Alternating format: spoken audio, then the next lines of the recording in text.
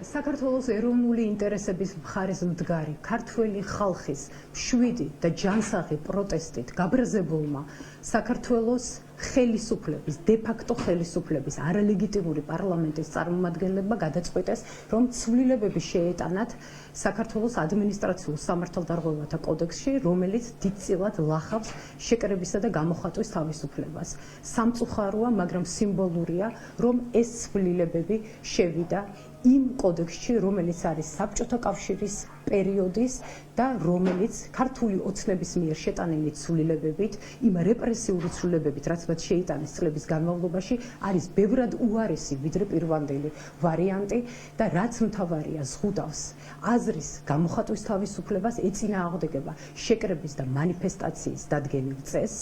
ამავდროულად ეწინააღმდეგება საქართველოს კონსტიტუციით გარანტირებულ უფლებას, რაც გახლავთ შეკრების თავისუფლება, წინააღმდეგობაშია საერთაშორისო ხელშეკრულებებთან და შეთანხმებებთან, არის რეპრესიული ხასიათის, არის არამართლზომიერად და არაპროპორციულად შემზღუდველი და ამავდროულად ეს არის სადამსჯელო ინსტრუმენტად გამოყენებული იმ მოქალაქეების წინააღმდეგ, რომლებიც იცავენ ჩვენი ქვეყნის ეროვნულ ინტერესებს. ჩვენ ვპირდებით ძლიერი საქართველოს წარმომადგენლები ქართველ ხალხს,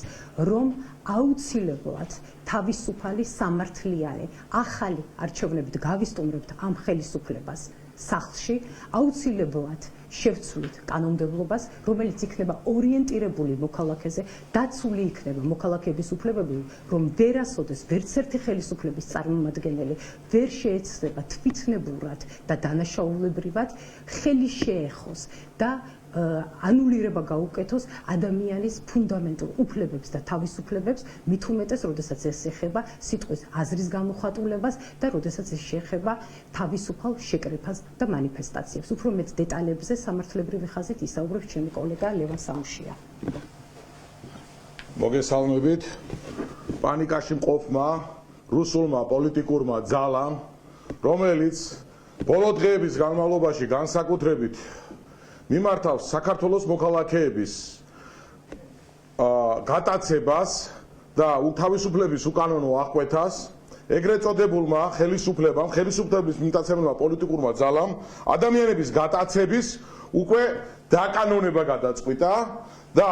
ის ფიქრობს, რომ ამით შეაჩერებს ყოველგვარ ამ შემთხვევაში საქართველოს მოქალაქეების ყოველგვარ სამართლიან პროტესტს. საუბარია იმაზე, რომ ეგრეთ წოდებული პარლამენტი, ხელისუფლების მიმთვისებელი პოლიტიკური ძალა